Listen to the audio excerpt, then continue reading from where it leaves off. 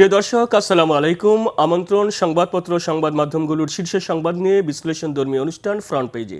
আপনাদের সাথে আছি আমি বেনজির আহমেদ। আজকে অতিথি হিসেবে আমাদের সাথে আছেন মনোয়ার হোসেন, সিনিয়র সাংবাদিক। মনোয়ার ভাই, আপনাকে স্বাগতম। ধন্যবাদ। দর্শক, মূল অনুষ্ঠানে যাবার আগে আমরা দেখে নিব আজকের বিভিন্ন পত্রিকার সংবাদ শিরোনাম। দৈনিক প্রথম আলো, বড় স্বপ্ন, বিশাল বাজেট, বিপুল ছাড়। ব্যয় 9,38,000 কোটি টাকা, আয় 6,95,000 কোটি টাকা, ঘাটতি 2,43,000 কোটি টাকা, 10 অগ্রাধিকার। দৈনিক আমার দেশ, উদ্যোক্তা ও তরুণ বান্ধব বাজেট, মূল্যস্ফীতি নিয়ন্ত্রণের প্রতিশ্রুতি বাস্তবায়নে কঠিন পরীক্ষা, এম মাসরুর রিয়াজ। দৈনিক ইত্তেফাক, অর্থনীতিতে স্থিতিশীলতা ফেরানো ও ইশতেহার বাস্তবায়নে বড় বাজেট, আছে পুনর্গঠন ও সংস্কারের চেষ্টা, চ্যালেঞ্জ বাস্তবায়নে। দৈনিক সমকাল, বাজেটের চ্যালেঞ্জ, বিনিয়োগ, রাজস্ব, সুশাসন, ডক্টর সেলিম রায়হান। প্রযুক্তি নির্ভর শ্রেণীকক্ষ 3 দক্ষতায় জোর, মেক্সিকোর বর্ণিল ঢেউয়ে পর্দা উঠল বিশ্বকাপের। দৈনিক যুগান্তর, কঠিন সময়ে স্বপ্নের কাব্য। দৈনিক মানবজমিন, অন্তর্ভুক্তিমূলক অর্থায়নী চ্যালেঞ্জ, মেক্সিকোতে পর্দা উঠল বিশ্বকাপের। দৈনিক কালের কণ্ঠ, ব্যবসা বান্ধব বাজেট, চ্যালেঞ্জ অনেক। দৈনিক কালবেলা, ভগ্নদশায় দাঁড়িয়ে স্বপ্নে বিভোর যাত্রা। দৈনিক বাংলাদেশ প্রতিদিন, সংকটের নতুন সমাধান। দৈনিক দেশ রূপান্তর, পরিকল্পনা বড়, চ্যালেঞ্জও বড়, সুবিধার মাধ্যমে ব্যবসায়ীদের আনা হবে মূসক জালে। বাজেটের আকার নয়, সমস্যা বাস্তবায়নে ডক্টর মোস্তাফিজুর রহমান। রাজস্ব আদায়ের লক্ষ্য অবাস্তব পরিকল্পনা, ডক্টর জাহিদ হোসেন। দৈনিক নয়া দিগন্ত, লক্ষ্য অনেক, বাস্তবায়ন কঠিন। দৈনিক ইনকিলাব, 9,38,000 কোটি টাকার বাজেট পেশ, $1 ট্রিলিয়ন অর্থনীতির রূপরেখা। দৈনিক বণিক বার্তা, অর্থনীতির পুনরুদ্ধার নাকি Sisyphus. The Daily Star, beating on growth revival, new government's first budget doubles down on expansion to help economic ones. Daily Observer, TK 9.38 trillion budget unveiled in historic fiscal gamble. The New Age, largest budget focused on social safety, education, health. Government says lofty revenue target amid challenges. Monowar ভাই, আমরা দেখছিলাম বিভিন্ন পত্রিকার সংবাদ শিরোনাম। তারেক রহমান নেতৃত্বাধীন BNP সরকার, নতুন সরকারের নতুন বাজেট, দেশের ইতিহাসে সবচেয়ে বড় বাজেট, 9,38,000 কোটি টাকা গতকাল অর্থমন্ত্রী ঘোষণা দিলেন। এই নিয়ে আপনার বিভিন্ন আলোচনা সমালোচনা চলছে। অর্থমন্ত্রী জানিয়েছেন, বিগত ফেসিবাদী শাসনের যে অর্থনৈতিক খাতকে বিপর্যস্ত করে গেছিল, সেই থেকে উত্তরণের জন্য রাজনৈতিক সংস্কারও প্রয়োজন। বাজেটের যেই আপনার মূল্যস্ফীতি, এই বিষয়গুলো নিয়ে, অর্থাৎ নতুন এই বাজেটকে কিভাবে দেখছেন, কিভাবে মূল্যায়ন করবেন? ধন্যবাদ বেনজির সাহেব। প্রথমত একটা কথা বলে দিই, যে কোনো সরকারের, বিশেষ করে সেটা যদি পলিটিক্যাল গভর্নমেন্ট হয়, তার একটা অবজেক্টিভ থাকে। সেই অবজেক্টিভে পৌঁছানোর জন্য বা সেই অবজেক্টিভ মোতাবেক কাজ করানোর জন্য তারা বিভিন্ন প্রোগ্রাম পরিকল্পনা নেন। বাজেটে তার রিয়েল রিফ্লেকশনটা হয়, এবারও তাই হয়েছে। যে কোনো বিবেচনাতে এটা বাংলাদেশের এত বছরের ইতিহাসের মধ্যে লার্জেস্ট অ্যামাউন্টের বাজেট, সন্দেহ নাই কোনো। রেভিনিউ টার্গেট, আর্নিং যেটা আর কি, আর্নিং টার্গেট যেটা করা যায় সেটাও লার্জেস্ট হিসাবে। সবচেয়ে বড় কথা হচ্ছে এখানে এই বাজেটে শিক্ষা খাত এবং স্বাস্থ্য খাত, এই দুটোতে অন্যান্য প্রিভিয়াস ইয়ার্সগুলোর তুলনায় বেশি বরাদ্দ বা বেশি থ্রাস্ট দেওয়া হয়েছে। তবে ব্যক্তিগতভাবে আমি মনে করি এটা যথেষ্ট নয়। বিশেষ করে শিক্ষা খাতে এবং স্বাস্থ্য খাতে এটা আরও কিছু দূর হতে পারত। কেননা যে মানে অ্যালোকেশন বা বরাদ্দ প্রপোজ করা হয়েছে সেগুলোর মধ্যে বিভিন্ন সংস্থার অর্গানাইজেশনের এডুকেশনাল ইনস্টিটিউশনসগুলোও আছে, কাজে সেখানেও ডিস্ট্রিবিউট হয়ে যাবে কিছু আর কি। তো আপনি আলটিমেটলি যে উদ্দেশ্যে এ বাজেট অ্যালোকেশন বৃদ্ধি আপনি প্রপোজ করেছেন সেটা কতদূর থাকবে এটা একটা প্রশ্ন থেকে যায়। এই জন্য আমি মনে করি যে এটা যদি এখানে যদি অ্যালোকেশনটা একটু বেশি হতো তাহলে পরে হয়তো আরও বেশি থাকতো। শিক্ষা খাতে আমরা 1,36,000 কোটি জি টাকা। জি, সেম ইজ ট্রু অফ হেলথের ব্যাপারটা তো আরও ইন্টারেস্টিং বলো, আরও কঠিন ব্যাপার। কারণ হেলথ সেক্টরে টাকা যেরকম বরাদ্দ দেওয়া হয়, এই সেক্টরে টাকা অপচয়ের উদাহরণ অনেক আছে, অভিযোগ প্রচুর আছে। এই অপচয়টাও বন্ধ করার প্রয়োজন আছে। আপনি এক পারপাসে টাকা দিচ্ছেন কিন্তু সেই টাকাটা দেখা যাচ্ছে পারপাসফুলি ইউজ হচ্ছে না বা খরচ হচ্ছে না, বা বিভিন্নভাবে দিস অর দ্যাট ওয়েতে স্লিপ থ্রু করেছে। তো এটাও কিন্তু একটা বড় ব্যাপার, এটাও এই দিক থেকেও নজর দেওয়া উচিত ছিল। কাজে আমি ব্যক্তিগতভাবে মনে করি ইট ইজ অ্যাপ্রিসিয়েবল যে for the first time education and হেলথে বরাদ্দ বেশি করা হয়েছে, প্রপোজ করা হয়েছে। ইট ইজ অ্যাপ্রিসিয়েবল, কিন্তু এটা আর একটু দিতে পারতো এবং আমার মনে হয় দিলে বোধহয় ভালো হতো। আর আপনার ওভারঅল যে জিনিসটা, ওভারঅল আমি এখন কথা বলছি বাজেটের, সেটা হচ্ছে যে বাজেটের থেকে কতগুলো জিনিস পরিষ্কার সামনেখানে ভেসে আসে। ফার্স্ট অফ অল তাদের ফিক্স একটা লক্ষ্য আছে ম্যাক্রো ইকোনমিক স্ট্যাবিলিটি নিয়ে আসার জন্য। অর্থনীতির উপর দিকে একটা স্ট্যাবিলিটি দরকার, না হলে পরে ওটার এফেক্ট ডাউন দ্য লেভেল বা মাইক্রো লেভেলে আসবে না, এটা বোঝা যায়।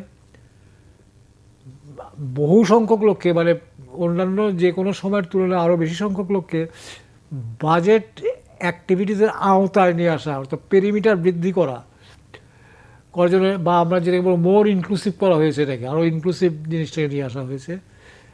এটাও পরিষ্কার, এটাও ক্লিয়ার। এখন এই জিনিসগুলি করতে গেলে যে পরিমাণ টোটাল বাজেটের সাইজ এবং এই সাইজ কীভাবে মিট করবে তার একটা আউটলাইন দেওয়া হয় সবসময়। সেই আউটলাইনে জিনিসটা দেখা যাচ্ছে যে ঘাটতি রয়ে গেছে যথেষ্ট পরিমাণ। আমি ফিগার বলছি না, figure is known, but even then I can, এখানে বলা যেতে পারে, আমি পিএটা দেখে ফিগারটা বলছি, ঘাটতির ব্যাপার তো এই জন্য একটা ফিগারটা বলা দরকার। 2,34,000 কোটি জি টাকা। জি জি তো এই ঘাটতিটা আপনি মিট আপ করবেন কীভাবে?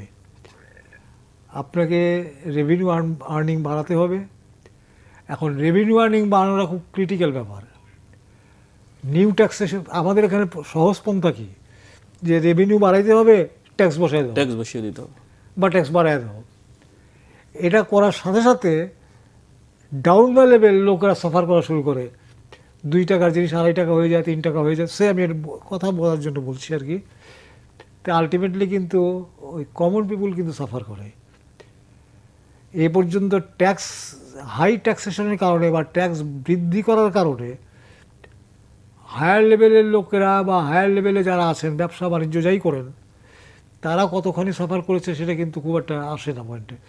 দিস অর দ্যাট ওয়ে তারা কিন্তু ম্যানেজ করে নেন, পারে না ডাউন দ্য লেভেল, ওরা এফেক্ট করে। কাজে সেখানে একটা স্বাভাবিকভাবে কমোশন হইচইয়ের সৃষ্টি হয়। আমরা আশা করব এবারও যেন ব্যাপারটা যেন সেভাবে না হয়, এমনভাবে যেন এক্সিকিউট হয় যেন সোজা কথা যে অন্তত তাদের আয় বৃদ্ধি না হোক, এফেক্টটা যেন না কমে। এখানে আরেকটা মূল থেকে আছে যে ইনফ্লেশন। আপনি ইনফ্লেশন কমাবেন কী করে? ইনফ্লেশন কত পার্সেন্ট দেওয়া আছে এখানে, কত পার্সেন্ট ইনফ্লেশন দিয়েছে আছে বর্তমানে, it's a big challenge to contain inflation to a tolerable level. আমাদের জেনারেলি বলা হয় যে 6% বা 5.8% পর্যন্ত ইনফ্লেশন আমরা অ্যাকসেপ্ট করতে পারি, চলে। তার উপরে গেলে আমরা হাই ইনফ্লেশন বলি আমাদের অর্থনীতি, আমাদের দেশে। এখন এই যে জিনিসটা যে কত পার্সেন্ট আপনি কমাতে পারবেন এবং আদৌ আপনি মেজার্স বা স্টেপে সাকসেসফুল কতখানি হবেন, এটা একটা বড় প্রশ্ন থেকে যায়। অলরেডি কিছু কিছু রিসার্চার্স, এদের মধ্যে দু একজন আছে অত্যন্ত গুণী লোক এবং তারা জানেন, তারা কিন্তু এই সন্দেহ ঠিক বলবো না, মানে এই উদ্বেগটা তারা প্রকাশ করেছেন যে বড় বাজেট ঠিক আছে, আমাদের অর্থনৈতিক সাইজ বাড়ছে, স্বাভাবিকভাবে পপুলেশনও বেড়েছে, স্বাভাবিকভাবে আমাদের বাজেটের আকারও বড় হবে, কোয়াইট ন্যাচারাল। কিন্তু আপনি এক্সিকিউট করবেন কীভাবে এটা? এক্সিকিউট করার জন্য এ ব্যাপারে কিন্তু অলরেডি কিছু কিছু কনসার্ন এসছে আমাদের যারা রিসার্চার, যারা I don't want to name, 4-5 জন কিন্তু বলেছে এই কথা, যে এটা তো একটা বড় প্রশ্ন আমাদের এখানে সবসময় থেকে যায় যে কীভাবে আপনি এটাকে এক্সিকিউট করবেন। এক্সিকিউটিভ বা এক্সিকিউটিং এফিসিয়েন্সি আমাদের কতখানি আছে, এটা বড় প্রশ্ন। সব সময় দেখা যাচ্ছে, প্রিভিয়াস যতগুলি বছর আপনি দেখেন, হয় দেখা যাচ্ছে যে এক্সিকিউটিং ম্যাটারে বা এক্সিকিউটিভ করতে যে ব্যর্থতার কারণে রাজস্ব লক্ষ্য বা টার্গেটের লক্ষ্যমাত্রা অ্যাচিভ করা যায় নাই, অথবা কোনো কোনো জায়গাতে টাকা অ্যালট করা হয়েছে, টাকা খরচ করা যায় নাই। মানে আমাদের অযোগ্যতা বলেন বা ইনএফিসিয়েন্সি বলেন, দুই দিকেই আছে। টাকা আর্নিংয়ের ব্যাপারেও আছে, টাকা খরচ করার ব্যাপারেও আছে। তো এই এফিসিয়েন্সিটা বারবার এখানকার যারা বিভিন্ন independent research group, CPD, PRI, এরা কিন্তু বলেছে এইগুলো, যে এই জিনিসটা আমাদের ইমপ্রুভ করা দরকার। আপনি টাকা খরচ করতে পারছেন না, এটা একটা বিশ্বাসযোগ্য কথা। আচ্ছা, আর তারপরে আপনি টাকা যে টার্গেট করছেন তো আপনি আনতে পারতেছেন না, আপনি অত টার্গেট করছেন কেন? প্রশ্ন স্বাভাবিকভাবে আসে। এই জিনিসগুলির দিকে নজর দেওয়া দরকার। এবং আমার মনে হয় গভর্নমেন্ট যে টার্গেটটা নিয়েছে বা যে পারপাসটা বা যে অবজেক্টিভটা ঠিক করেছে, সেটার জন্য একটা বড় ব্যাপার হবে কিন্তু এটা এফিসিয়েন্সিটা বাড়ানো। এফিসিয়েন্সি যদি বাড়ায়, আমরা বলি না যে 100%, আমাদের মতন ডেভেলপিং কান্ট্রিজে আমরা কোনো সময় আশা করি না বা বলিও না যে 100% এক্সিকিউট হইতে হবে বা 100% ফুলফিল হতে হবে বাজেট অবজেক্টিভ, এটা কিন্তু আমরা বলি না। হাইয়েস্ট যতখানি পারা যায়। তা আপনি যদি এখন আপনার অবজেক্টিভে যদি 20%, 25%, 30% নিচে থাকেন, তাহলে কি এটা আমি ভালো বলবো? নাকি অবজেক্টিভের 10%, 12% বা 5% নিচে আছেন, এটাকে ভালো বলবো? কোনটা? স্বাভাবিকভাবে আমরা 20%, 30% নিচে আমরা ভালো বলবো না, ইনএফিশিয়েন্ট বলবো। অতি সংক্ষেপে বাজেট সম্বন্ধে এইটুকু বলা যেতে পারে। যেমন সিপিডি বলেছে, বাজেটে ব্যাংক ঋণ নির্ভরতা বাড়লে বেসরকারি খাতে আপনার সংকোচনের ঝুঁকি রয়েছে। রাইট। এবং লক্ষ্যগুলো, যেই বাজেটে যে লক্ষ্যগুলো বাস্তবায়ন কিভাবে হবে সুস্পষ্টভাবে নাই। সেক্ষেত্রে আপনি যেটা বলছেন যে মূল্যস্ফীতি নিয়ন্ত্রণের সবচেয়ে বড় চ্যালেঞ্জ, তো সরকারকে কি পদক্ষেপ নেওয়া যেতে পারে? শোনেন, মূল্যস্ফীতি নেওয়ার জন্য মূলত হচ্ছে গভর্নমেন্টের ফিসক্যাল পলিসিটা কী হবে, এটার সাথে যোগ হবে মনিটারি পলিসিটা কী হবে। Monetary policy and fiscal policy must go side by side, in collusion যেতে হবে, নতুবা একটা দিয়ে আর একটাকে আপনি কন্ট্রোল করতে পারবেন না। মনিটারি পলিসি আপনি টাইট করলেন যে ঠিক আছে আমি বাজারে টাকা ছাড়লাম না, ভালো, সরি এক্সকিউজ মি, ছাড়লাম না, কিন্তু ফিসক্যাল পলিসি আপনি দেখা যাচ্ছে আরেকরকম সেখানে ওয়াইড করে দিচ্ছে, তারপরে লাভটা কী হলো আপনার? সুতরাং এখানে ওইভাবেই যেতে হবে, সাইড বাই সাইড যেতে হবে। Close coordination between the two policies are essentially required. এটা যদি না হয়, তাহলে পরে ওই অন্যান্য প্রিভিয়াস যে সমস্ত বাজেট হয়েছে এরকম সেরকমই একটা আলটিমেটলি থেকে যাবে। The very purpose of the government will not be served, will not be achieved. এখানে আর একটু আমি অ্যাড করি, বিভিন্ন কার্ড, এই যেমন ফ্যামিলি কার্ড, এগুলির বাস্তবায়নের জন্য তারা বড় টাকার প্রয়োজন হবে। সেক্ষেত্রে তো আপনার সোশ্যাল সেফটি, সামাজিক বরাদ্দ দেওয়া হয়েছে, সেই বরাদ্দ এটা হবে। আমরা বলছি এটা হবে, তার কারণ এখানে পলিটিক্যাল পারপাস এবং একটা পলিটিক্যাল কমিটমেন্ট, এবং it was made an election agenda. কাজে এখানে না হওয়ার আমাকে কোনো কারণ দেখি না। কিন্তু ওখানে টাকা সাপোর্ট দিতে যে আপনাকে যদি অন্য সেক্টর থেকে টাকা টানতে হয়, তাহলে পরে তো অন্য সেক্টরগুলিতে এফেক্ট করবে সেটা, তাই না? এটা হবে, এটা আমরা শিওর। আমাদের বিভিন্ন সোর্স থেকে আমরা যে খবরগুলি পাই তাতে বলা হয়েছে যে government is too much serious about implementing এই প্রোগ্রাম দুটো আর কি।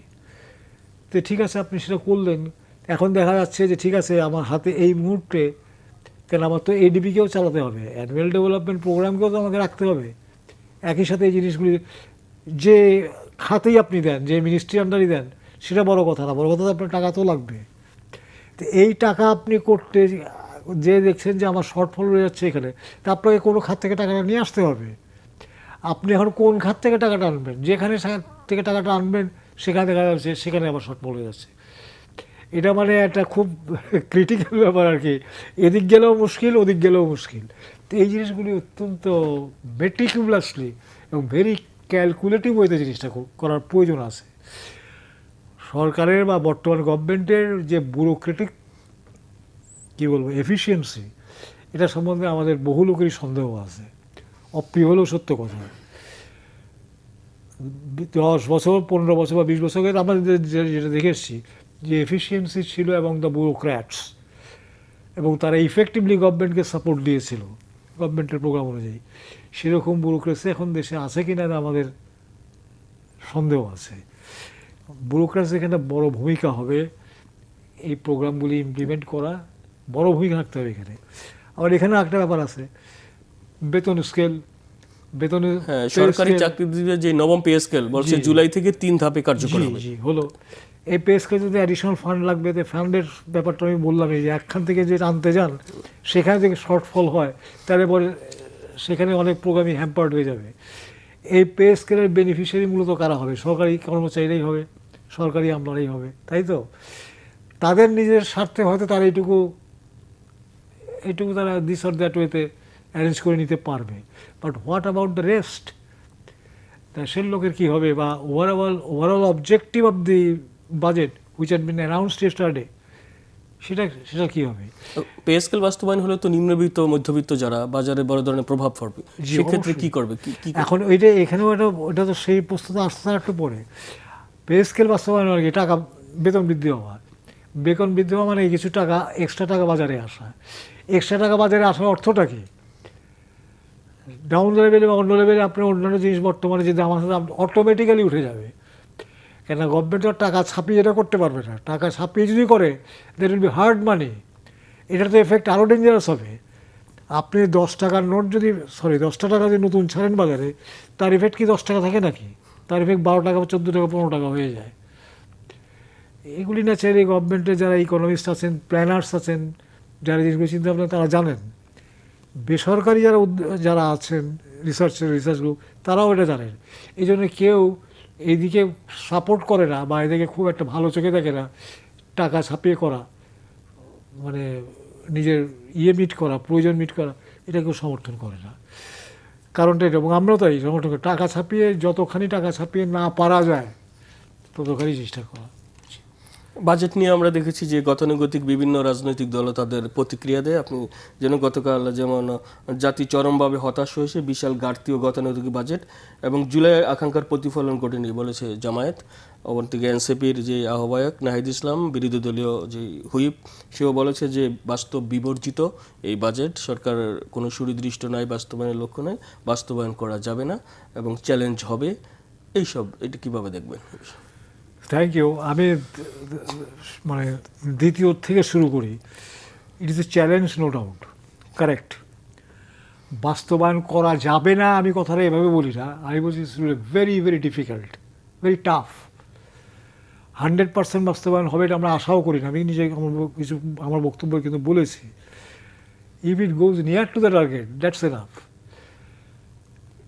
এটুকু আমি এগ্রি করি এই পর্যন্ত এইভাবে। কিন্তু অন্য কথা যেগুলি সেগুলো তো পিওর পলিটিক্যাল কথাবার্তা। একটা আমাদের এখানে ট্রেন্ড দাঁড়ায় গেছে, একটা কিছু দেখলে গরিব মারার বাজেট, অমুক তমুক ইত্যাদি ইত্যাদি ইত্যাদি দাঁড়িয়ে গেছে আমাদের এখানে, হচ্ছে প্রতি বছরই হয়। পাবলিক খুব একটা কেয়ারও করে না, দিকে খুব একটা কানও দেয় না। আমরাও দেখতে দেখতে আমাদেরও চোখ হয়ে গেছে, যাকে বলে ভোতা হয়ে গেছে, নাক মুখ ভোতা হয়, আমাদের চোখ ভোতা হয়ে গেছে দেখতে দেখতে এগুলি। কিন্তু গভর্নমেন্টকে এই জিনিসগুলি যদি গভর্নমেন্ট এইভাবে নেয় যে ঠিক আছে এটা আমাদেরকে ওয়ার্ন করা হচ্ছে, আমাদেরকে হুঁশিয়ার করে দেওয়া হচ্ছে, তাহলে এই স্পিরিটে নেয় জিনিসটা, তাহলে পরে জিনিসটা ভালো এফেক্ট হতে পারে। তাই উইল বি মোর কুশাস যে দিস অর দ্যাতে কোনো রকম মিসহ্যাপ বা কোনো রকম মিসম্যানেজমেন্টে যেন না হয়। এখন ইট ডিপেন্ডস গভর্নমেন্ট কীভাবে জিনিসটা নিচ্ছে। আর যে বা যারা স্টেটমেন্ট দিয়েছেন, এখানে আমার একটা কথা ঠিক না, আমি বলতে যাচ্ছি না। এই জিনিসগুলি মানায় যারা কোনো না কোনো সময় গভর্নমেন্টে ছিল বা গভর্নমেন্টের সাথে ছিল, নিজেকে যে গভর্নমেন্টে থাকতে পারে নট দ্যাট, অ্যালিস হিসেবে থাকতে পারে, যারা এই জিনিসটা আগে করেছে। এর মধ্যে দুটো পার্টির মধ্যে একটা পার্টি একেবারেই নতুন, তার সম্বন্ধে আমি কিছুক্ষণ বলে কিছু বলবো না আমি। আর একটা পার্টি তারা এর আগে দু একটা গভর্নমেন্টের সাথে ছিল, তাদেরও আমাদের এই সম্বন্ধে এত বড় অভিজ্ঞতা আছে বলে আমাদের জানা নাই। থাকতে পারে, কিন্তু আমাদের জানা নাই। কাজেই আমার মনে হয় না জিনিসগুলি খুব একটা কনসার্নিং হবে। তৎসত্ত্বেও আমার পয়েন্ট যেটা, গুরুত্ব দিতে হবে, বক্তব্যগুলিতে গুরুত্ব দিতে হবে, because they are sitting in the parliament. Parliament মানে কি? It's a part of the government. অপোজিশনই থাকে যেখানে থাকে, এই বিবেচনাতে এদের কথাগুলিকেও গুরুত্ব দিতে হবে। তো বাজেটে কালো টাকা সাদা করার সুযোগ ছিল অতীতে, আমরা দেখছি এবার রাখা হয়নি। টিআইবি, ট্রান্সপারেন্সি ইন্টারন্যাশনাল সরকারকে ধন্যবাদ জানিয়েছেন। এটা কিভাবে দেখছেন? এটা একদিক দিয়ে ভালো, যে সবচেয়ে বড় কথা হচ্ছে যে কালো টাকা সাদা করার সুযোগ থাকলে বড় হয় কি, জেনুইন যারা আর্ন করে দে ফিল ডিপ্রাইভড। আমরা জেনুইন আর্ন করে টাকা আমরা ট্যাক্স দিয়ে আমরা সাদা করতেছি, আর ওরা এই সুযোগে এই শুধুমাত্র এত পার্সেন্ট দিয়ে অমুক পার্সেন্ট আছে, একটা ডিসক্রিপেন্সি হয়। এই জিনিসটা এবার নাই। কিন্তু এখানে আরেকটা ব্যাপার আছে, কালো টাকা তো হতেই থাকবে। কালো টাকা জেনারেশন অফ ব্ল্যাক মানি আপনি বন্ধ করতে পারবেন না, কোনোভাবেই না। এখন এই জিনিসটা বন্ধ করার কি রাস্তাটা, এই জিনিসটা সম্বন্ধে বাজেটে তেমন কিন্তু সুনির্দিষ্ট কোনো ইয়ে নাই। তো দেখা যাক কী হয়। বাজেটটা কোনো শুরুই হয়নি, হবে আগামী 1 জুলাই থেকে। প্রথম 2-3 মাসে দেখা যাক। গভর্নমেন্টের হাতে বহু ইনস্ট্রুমেন্ট আছে, বাজেট পরবর্তী পর্যায়েও, মানে বাজেট অ্যানাউন্স পরবর্তী পর্যায়েও বিভিন্ন স্টেপ নিতে পারেন, এসআরও দিয়ে করতে পারেন। গভর্নমেন্টের বহু ইনস্ট্রুমেন্ট আছে, এগুলো সেরকম কোনো ইনস্ট্রুমেন্ট অ্যাপ্লাই করে কি না এটা তো দেখতে হবে। টিআইবির পক্ষ থেকে আরেকটা বলা হয়েছে যে সরকারি চাকরিজীবীদের যে বেতন বাড়বে ভালো, কিন্তু তাদের সরকারি যাদের চাকরি অফিসার বা কর্মকর্তা, তাদের সম্পদের হিসাব বিবরণী দাখিল করতে হবে এবং স্বচ্ছতা, জবাবদিহিতা যাতে নিশ্চিত করতে হবে। এটা ভালো point, it's a very good point. এটা আমরা সাপোর্ট করি, সমর্থন করি, যে শুধুমাত্র টম, ডিক অ্যান্ড হ্যারি তাদের সম্পত্তি, পরিমাণ বা স্টেটমেন্ট দিয়ে যাবে আর অন্য কেউ দেবে নিতে পারে না। সরকারি কমান্ডার কি immune? Are they immune from the society or the laws? No, they have not been made immunized. তো এই আপনি তাদেরকে ইমিউন করে রাখছেন কিসের জন্য? তাদের কি দায়িত্ব নাই? তারা কি out of the clutch of the law? তা তো আর না। এই জিনিসগুলিকে দেওয়া গভর্নমেন্টে এদিকে নজর, এটাও তারা করতে পারে, ইচ্ছে করলে এসআরও দিয়ে করতে পারে, সার্কুলার দিয়ে ইস্যু করে করতে পারে। বললাম তো, গভর্নমেন্টের হাতে বহু ইনস্ট্রুমেন্ট আছে, যার অনেক কিছুই আমরা জানি না, কিছু জানি, অনেক কিছুই জানি না। তো গভর্নমেন্ট ইচ্ছা করলে পারে। এখন গভর্নমেন্টে করবে কি না এটা নির্ভর করছে গভর্নমেন্টের সদিচ্ছার উপর। আমরা এবার একটু অন্য প্রসঙ্গে যাই। অনুষ্ঠানের আপনি দেখেছেন যে 8 দিন হাসপাতাল, রাজধানী মগবাজারে 6 নবজাতক মৃত্যুর ঘটনায় হাসপাতালটির লাইসেন্স বাতিল করেছে গতকাল স্বাস্থ্য মন্ত্রণালয়, এবং সেখানে বলা হয়েছে 30 দিনের মধ্যে আপিলেরও একটা সুযোগ রাখা হয়েছে। তো এ নিয়ে আবার বিভিন্ন প্রতিক্রিয়া আছে। কেউ কেউ বলছে যে হাসপাতাল বন্ধ না করলে যারা জড়িত তাদের বিরুদ্ধে ব্যবস্থা নেওয়া যেত। সংক্ষিপ্তভাবে কী মনে করছে? Thank you. এখানে ব্যাপারটা হচ্ছে যে মিশআপটা 8 দিনে হয়েছে দুঃখজনক অবশ্যই, কিন্তু যে কারণে হয়েছে এমন কারণ কিন্তু বাংলাদেশের সব হাসপাতালে কম বেশি বর্তমান আছে, ইভেন সরকারি হাসপাতালেও বর্তমান আছে। আপনি ওখানে তাদের অ্যাকশনের কারণে, তাদের ফলের কারণে তাদের অ্যাকশন নিয়েছেন, well and good, fine. What about the others? ওখানে হয় নাই তার মানে যে হবে না তা তো আর না। আপনি সেগুলি কি রেগুলার সুপারভাইজ করেন? হয় না, রেগুলার সুপারভাইজ হয় না। আপনি কি সেগুলি ইন অ্যাডভান্স দেখেন যে এই ধরনের সমস্যা হতে পারে বলে? আমি একটা এক্সাম্পল দিই। আমাদের যখন ইয়ে হলো 2019-এ, আর এই যে বিরাট গ্লোবাল যেটা আমরা ছোট্ট করোনা, কোভিড, কোভিড যখন হলো, তখন আমাদের এখানকার ঢাকারই কোনো এক হাসপাতালে ওই যে বাইরে ক্যাম্প করছিল, সম্ভবত ইউনাইটেড বা কোনোখানে, মারা গেল না? তার মানে আপনার কোনো না কোনো ফলিস থেকে তো হয়েছে, এটা অটোমেটিক্যালি তো হয় নাই। পৃথিবীতে কোনো জিনিস কারণ ছাড়া ঘটে না, পেছনটা কারণ থাকবেই, সায়েন্সের কথা এটা। তো এই যে সেখানে তারপরে কি হয়েছে, ওটার থেকে কি গভর্নমেন্ট বা আমাদের যে অথরিটিস যারা, বা হেলথ মিনিস্ট্রি বা হেলথ ডিপার্টমেন্ট, তারা কি কোনো শিক্ষা নিয়েছেন? তার আগের পর সবগুলো হাসপাতাল চেক করেছেন, ইন্সপেক্ট করেছেন। একই সাথে যে বা যারা হাসপাতাল চালাচ্ছেন, প্রাইভেট হাসপাতাল, এটা অস্বীকার করা যাবে না, বেসিক্যালি এগুলি আপনার ওরিয়েন্টেড, প্রফিট ওরিয়েন্টেড। তারা প্রফিট করে ব্যবসা, তা আপনি দিচ্ছেন ব্যবসা করতে ওয়েল অ্যান্ড গুড, কিন্তু সে ব্যবসাটা ঠিক মতন হচ্ছে কি না, keeping in view the interest of the patient, whether their activities are patient friendly or not, এই জিনিসগুলিকে আপনি দেখতে হবে না। তা আপনি দিয়েছেন ওখানে ভালো, পেনালাইজ করেছেন একদিনকে, ভালো কথা, ওয়েল অ্যান্ড গুড, কিন্তু তাদেরকে তারা সুযোগ দিতে হবে যে ইউ ইমপ্রুভ ইউর সিস্টেম, অথবা you will be doomed for ever for good. তুমি যদি এই জিনিসগুলো যদি ইমপ্রুভ না করো, তাহলে পরে তোমার আর ব্যবসার দরকার নেই, তুমি যাও গিয়ে। আর যে সমস্ত লোকরা ভিকটিম হয়েছে তাদের অ্যাডভোকেট অন্যান্য জায়গাতে, প্রপার জায়গাতে অ্যাকোমোডেশনটা ওরা তারা দিতে পারবে না, কেন ওদের পেশেন্ট অন্য কোনো হাসপাতাল নেবে না। এটা ওদের, আমি জানি ওদের ব্যবসাটা, এটা গভর্নমেন্টকে ব্যবস্থা করতে হবে যে তাদেরকে অন্য জায়গায় অ্যাকোমোডেট করা যায় কিনা, এই জিনিসগুলোকে করতে হবে। এটা অর্থাৎ মনিটরিং ব্যবস্থাটা জোরদার করতে হবে সরকার। অবশ্যই অবশ্যই মনিটরিং, এবং একই সাথে সাথে step as and when required, measured as and when required, আপনাকে করতেই হবে, নতুবা হেলথ। আর হেলথ সেক্টরে একটা বড় ব্যাপার আছে, হেলথ সেক্টরে যে বিভিন্ন এলিমেন্টস আছে, এখানে যারা হেলথ সার্ভিস দেন, মানে আমি ডাক্তারদের কথা বলছি, এদের মধ্যে কতজন আপনার সত্যিকারের অর্থে পেশেন্ট ফ্রেন্ডলি, এটা একটা দেখার ব্যাপার আছে।